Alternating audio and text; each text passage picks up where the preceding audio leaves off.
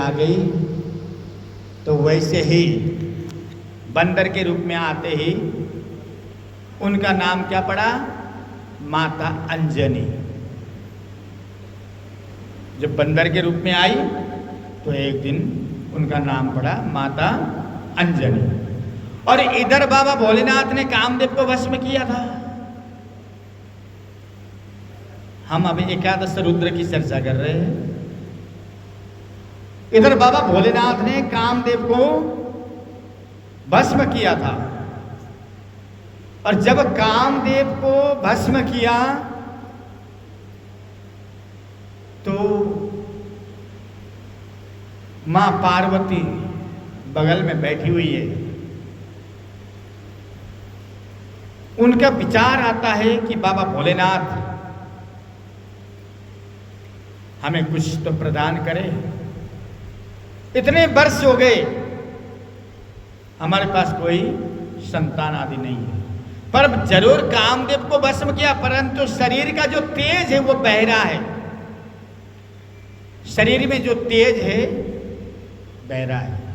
तो उसी समय कुछ ऋषि मुनियां आते हैं और मुनियों ने वो तेज एकत्रित किया।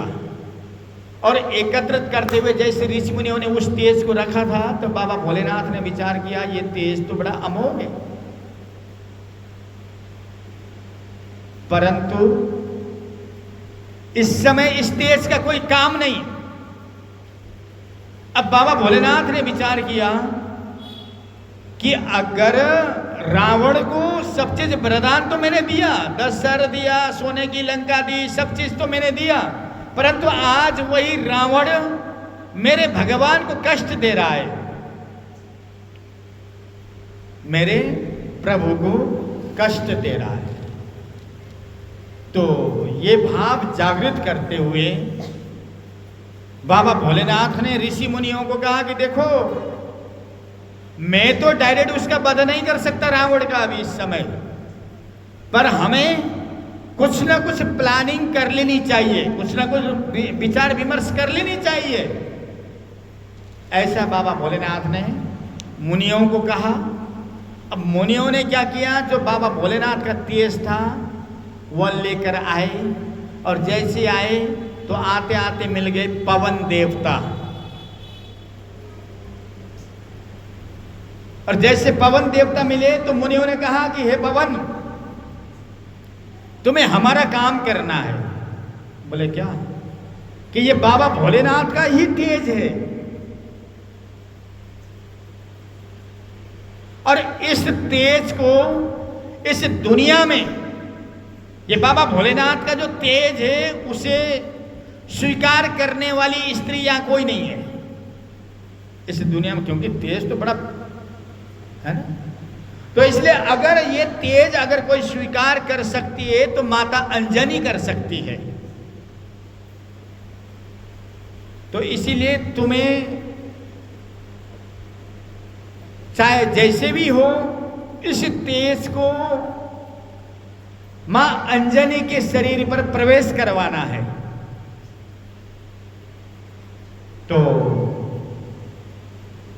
पवन देवता ने स्वीकार किया।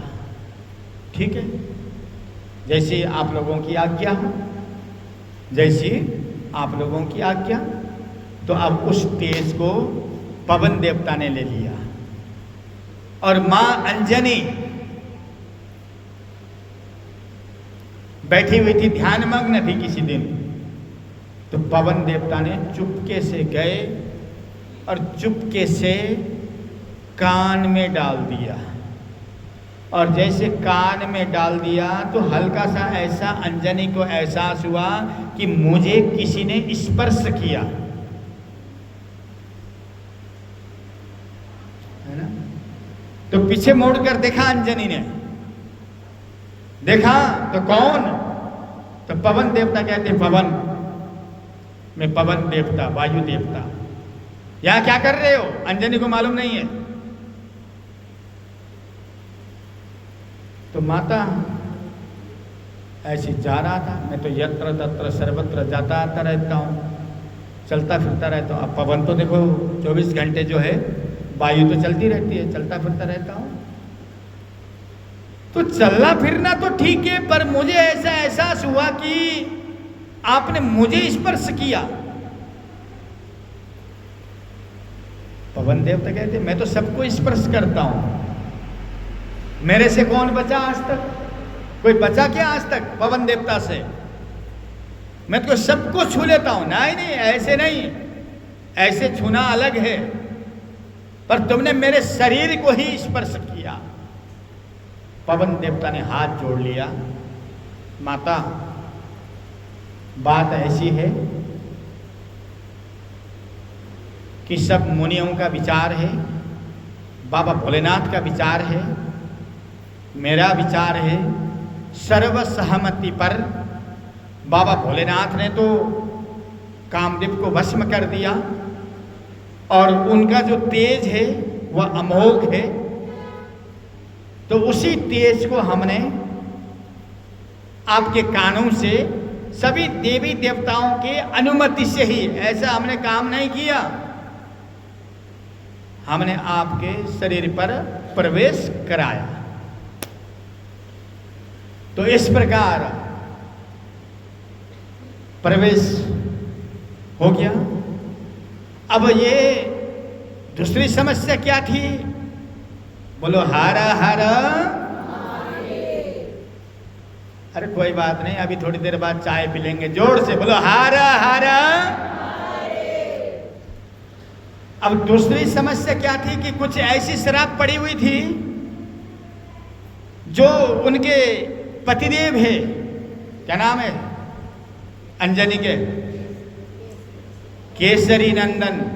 हनुमान चालीसा तो बड़े रटते हो, हैं? केसरी को भी कुछ शराब पड़ा हुआ था कि उनसे भी कोई संतान,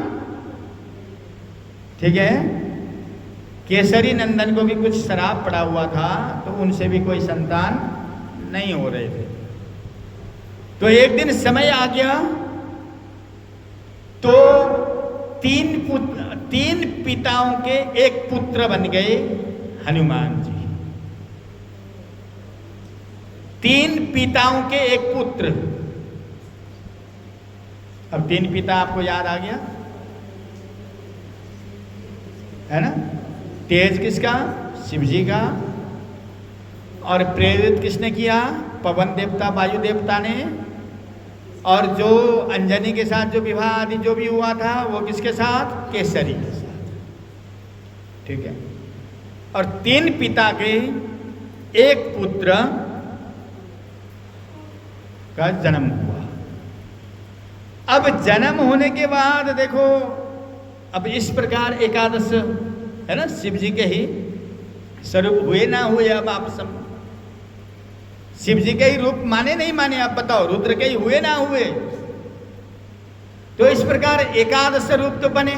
अब बात कहां पहुंची कि अब आए हनुमान जी क्यों? ये तो सब शिव जी ने पहले तय कर चुके थे कि मैं इसको डायरेक्ट नहीं मार सकता, मैं इसको डायरेक्ट नहीं मार सकता, क्योंकि सब चीज मैंने ही दिया। सोने की लंका भी मैंने प्रदान किया, 10 सर भी मैंने प्रदान किया, इसे विद्वान भी मैंने बनाया, ज्ञान भी मैंने दिया। मेरी कृपा से ये आज ठाट बाट बहुत बड़ा राजा बन के बैठा हुआ है। परंतु अब राजा होने के बावजूद, सब मिलने के बाद इसमें घमंड का आगमन हुआ। घमंड तो अच्छे अच्छे को दोस्त कर देता है, पतन करवाता है या नहीं है? बताइए अब आप। घमंड, क्रोध, गुस्सा तो अच्छे अच्छे का पतन करवाता है। तो अब जो है बाकी कथा आपको मालूम है ना? हनुमान जी राम के साथ ये सबकी मित्रता होती है। राम अपने भगवान, हनुमान जी अपने ही भगवान मानते हैं राम को।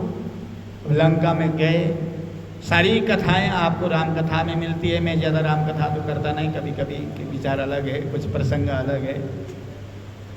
उसके बाद जब लंका का सारा काम करके आ गए तो आने के बाद जब मनु विमान से आ रहे थे, तो विमान से आते आते ना हनुमान जी ने राम को कहा कि आज मुझे अपने जन्म स्थल की याद आ रही है। जब अपने जन्म स्थल के ऊपर से जो मनु विमान चल रहा था उसी पे बैठे हुए थे। जितने भी जो लंका में पार गए थे सब चीज गए थे, आ रहे थे। तो जन्म स्थल की याद आ रही है। तो राम जी ने कहा कि क्या करें फिर?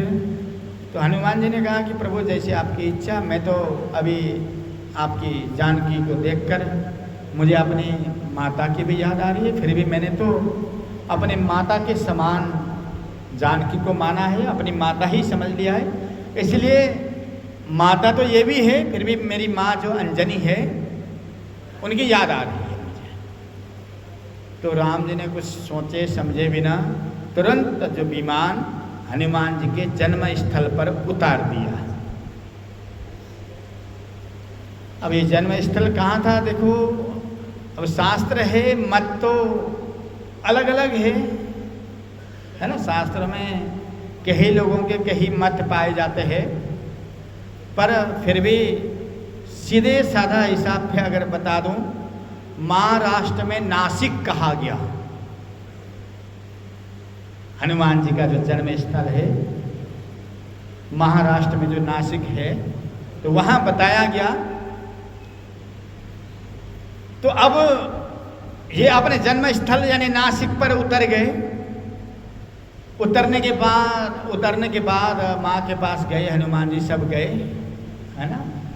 माता अंजनी ने सबका मान सम्मान किया, हाथ पर धुलवाए। देखो पहले तो ऐसे ही होता था।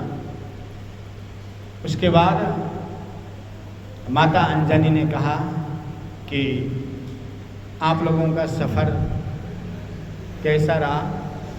अब सब बद हो गया था, सब चीज़ हो गया था, सब हो गया, तो आप लोग बताए। अब हनुमान जी अपने घर पर गए हुए अपनी माता के पास। तो हनुमान जी ने राम जी को देखा और कहते ये सारी कहानी सारी कथा मैं बताऊंगा अपनी माता को, सब मैं बताऊंगा। हनुमान जी ने बता दिया, माँ को बताया। जब माँ को बताया तो भैया वो सेतु बंधन हमने तैयार किया। फिर हमारे जो मित्र थे, जो बानर सेना है, उनके साथ मित्रता की और हमने पत्थर फेंके, वो पत्थर उतर गए। फिर हम गए लंका में आग लगाई। मतलब सारी जितनी कहानियां हैं, जितनी कथा है, सारी राम कथा हनुमान जी ने पढ़ दी माता के सामने। माता को थोड़ा गुस्सा आया, इतना सब चीज हुआ। माता थोड़ी नाराज हो गई और सब लोग चुप हुए माता जी को देखकर। जब माता जी का गुस्सा फूटा तो सब चुप हो गए कि मेरा जो पुत्र इतना सर्वशक्तिमान होते हुए भी इतनी सारी जो कथाएं तुम हमें सुना रहे हो कि ये किया, पत्थर उतर गए, सेतु बंधन स्थापित किया, लंका में गए, फिर आग लगाई, फिर ये करा, फिर वो करा।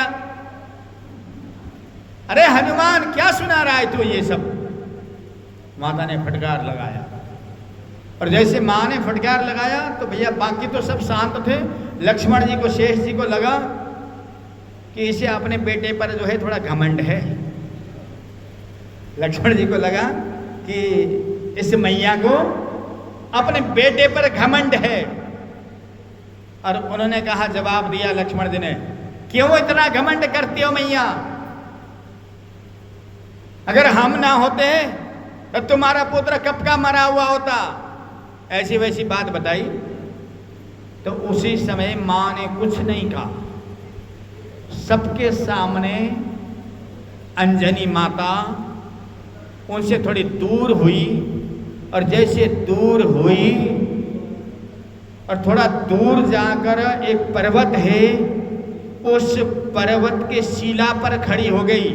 भयानक शिला पर, भयानक भयंकर शिला, जो पर्वतों के जो पत्थर की शिलाएं हैं, उस शिला पर खड़ी हो गई। तो इधर सबके सब देख रहे हैं कि ये क्या कर रही है ये मैया, ये अंजनी ने क्या किया। अभी अभी हमारे सामने एक चढ़ाई चढ़ ली और एक पत्थरों के, बड़े पत्थरों की शिला पर जाकर बीचों बीच खड़ी हो गई। ये मरने नहीं चाहती है क्या? ये कुछ नहीं करना, ये मरने चाहती है क्या कर रही है? ये सब लोग विचार कर ही रहे थे। तब तक अंजनी माँ ने अपने वात्सल्य से, अपना जो वात्सल्य होता है, अपने वात्सल्य से अपना जो स्तन से एक बूंद दूध का गिरा दिया। एक बूंद दूध गिरते ही वो पत्थर जो है बीच से फट गया और पत्थर के टुकड़े टुकड़े हो गए और वहां पे सारा ज्वालामुखी फूट गया और ज्वालामुखी फूटकर सारे पर्वत तहस नहस हो गया। और ये सब दृश्य जो है इधर से राम लक्ष्मण हनुमान जी सब के सब देख रहे थे और सब ने सब फिर तब मैया आ गई, तुमने ये क्या किया? सब भागे भागे गए, तुमने ये क्या किया? तो मैया अंजनी कहती है, ये बेटा है मेरा, एक बूंद दूध के गिर जाने पर सारे पहाड़ तहस नहस हो सकते हैं, पत्थर बीच से फूट सकते हैं, ज्वालामुखी फूट सकता है। और इसने तो पूरे बाल्यकाल में मेरा स्तन का पान किया। अगर ये चाहता तो एक झटके में जाकर जो लंका है उसको तहस नहस कर कर सीता को लेकर वापस आ सकता था। इस प्रकार जब मैया कहने लगी तो राम जी ने कहा कि नहीं नहीं मैया, आपको ज्यादा कुछ कहने की कोई आवश्यकता नहीं है। हनुमान जी हमें परब्रह्म परमेश्वर समझते हैं। अगर हमने आज्ञा दिए हुए होते तो हनुमान जी ऐसा जरूर कर सकते थे, परंतु हनुमान जी हमारे कहने पर चले, इसलिए उन्होंने कुछ नहीं किया। जितना हमने कहा उतना ही किया है। इस प्रकार हनुमान जी ने अपना काम किया और इस प्रकार बाबा भोलेनाथ हनुमतेश्वर बने। बोलो भगवान शिव हनुमतेश्वर महाराज की। इस प्रकार बाबा भोलेनाथ का 11वां अवतार हनुमान जी का था। तो चलिए एक भजन गुनगुनाइए, उसके बाद आगे देखेंगे, है ना, छोटी मीठी भजन। वो नहीं, एक छोटी सी